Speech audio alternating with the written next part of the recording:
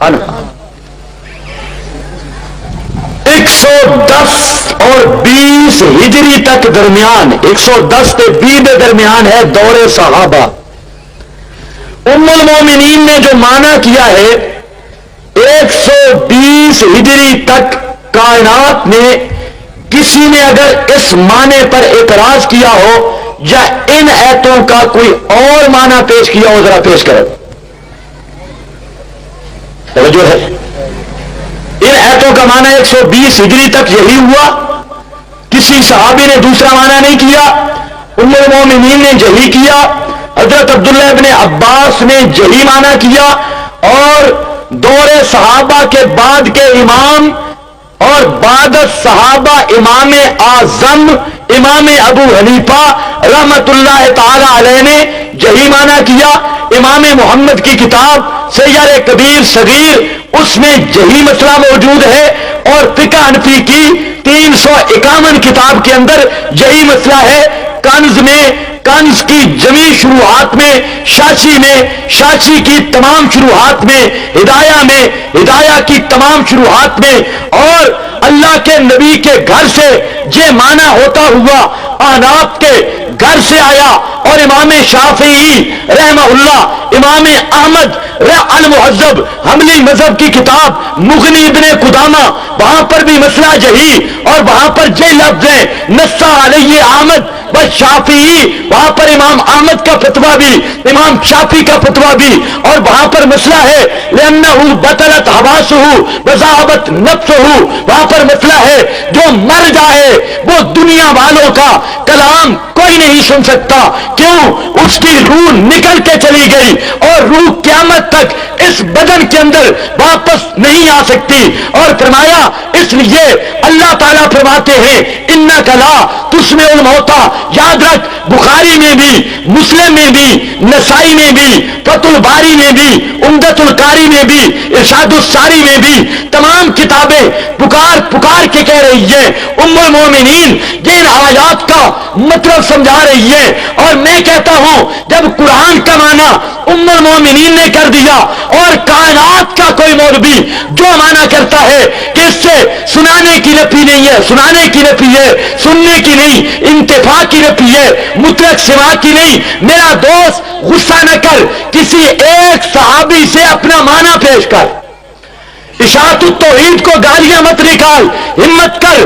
پورا 2 سال سے چیلنج کر رہا ہوں کسی میں ہمت نہ ہوئی ہے نہ قیامت تک سامنے بیٹھنے کا منہ نہیں ہے اور اپنے سٹیج پہ بھی حوالہ پیش نہیں کر سکتے. اور آج پھر یاد رکھ کسی مولوی کی منت کر اس کی منت سماجت کر. خدا کی قسم آیت قرآن کی ہو معنی صحابی کا ہو میں ماننے کے لیے تیار.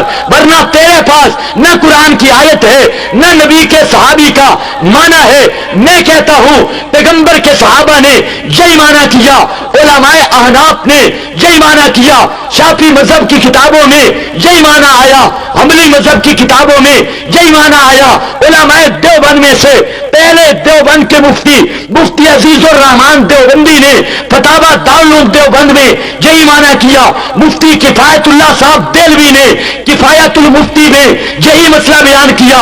حضرت گنگوئی رحمت اللہ تعالی علیہ نے الکوکب الدری تقریر جنجوئی علامہ الدراری سب کتابوں میں یہی معنی کیا. حضرت تھانوی رحمت اللہ علیہ نے بھی یہی مفہوم بیان کیا. اور یاد رکھو علماء دیوبند کے 40 بلکہ 45 اکابر فتاوی فاتحہ کا صحیح طریقہ میرے پاس اصل موجود ہے جو دیوبند کا شائع کردہ ہے. دیوبند والوں نے 45 اکابر کے دستخط اور تقریریں موجود ہیں. وہاں پر یہ جملہ لکھا ہے بہرحال جو سماع موتا کا قائل ہے وہ قرآن کا منکر ہے. فاتحہ کا صحیح طریقہ اس پر لکھا 45 اکابر کے. اور کشف المغالطات اس پہ 40 کے قریب اکابر علماء دیوبند کی تصدیقات موجود ہیں جس میں صاف لکھا ہے کوئی بھی موت کے بعد نہیں سنتا. خدا کی کتاب کا یہ فیصلہ حتیٰ کہ شیخ الحدیث حضرت مولانا محمد زکریا صاحب کاندلوی رحمت اللہ تعالی علیہ 2 فتوے ارشاد فرما گئے.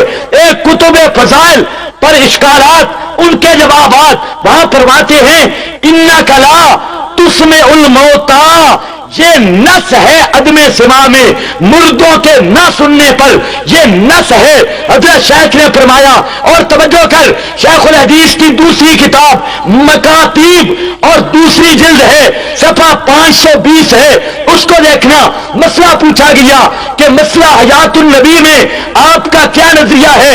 حضرت شیخ الحدیث کا جواب سننا، فرماتے ہیں میرا تو وہی خیال ہے جو مولانا حسین علی کے خدام سے لکھا ہے۔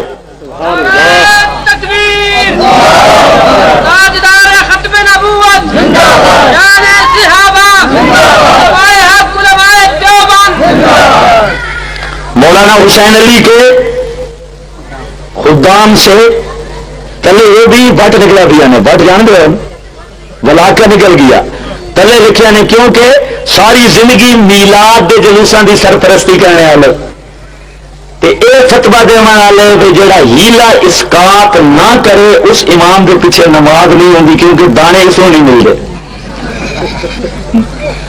ہیلا اسقاط نہ کرے، تسی بارڈر تے ہو، یہ حیات یاد کر دیں نا، یہ جڑے سرحد پار ہیں یہ اصل تو اہل بدعت ہے سن، جناب تو بعد دعاواں کل 40ویں ہیلے اسقاط میلاد دے جلوس تے ابو لہب دا طریقہ وہ سارا کر دیں، جڑے اس سائڈ والے ادو والے جڑے پار ونج وڑن والے بدعت انہاں دے تو سب بالکل ٹھیک ہے۔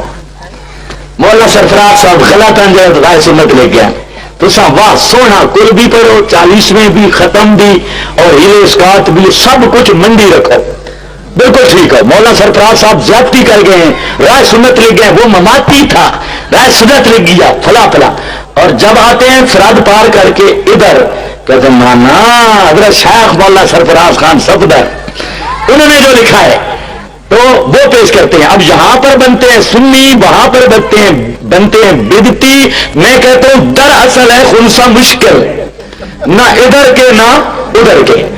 آج یہ کر رہا تھا سارے مسائل کا حل ہے ذالک الکتاب لا ریب، کل کوئی بے ایمان تو یہ بھی آکسی کہ مولی حدیث دا منکر ہے، اس واسطے آج کل پڑھو ذالک الکتاب لا ریب فی، کیونکہ حدیث کا نہیں منتے، یہ نہیں پتا بھائی حدیث دی حجیت بھی قرآن میں ثابت ہے،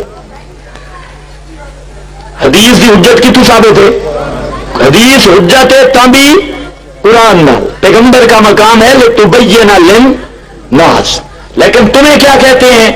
پیش کرسن محمد بن مروان، سدی صغیر سدی کبیر، کذاب راوی، اور تمہیں کہیں گے اللہ کے رسول نے فرمایا ہے۔ ظالموں، شرم نہیں آتی؟ پیغمبر کی صحیح حدیث وہ قرآن کے مخالف نہیں ہوتی، اور جو تو قرآن کے مقابل گھر گھر کے پیش کرتا ہے یہ پیغمبر کی روایت نہیں، یہ محمد بن مروان کی ہے۔ اگر وہ ماننی ہے پھر مسیطہ چھوڑ تے امام واڑا چوڑ، وما علینا۔ ماشاءاللہ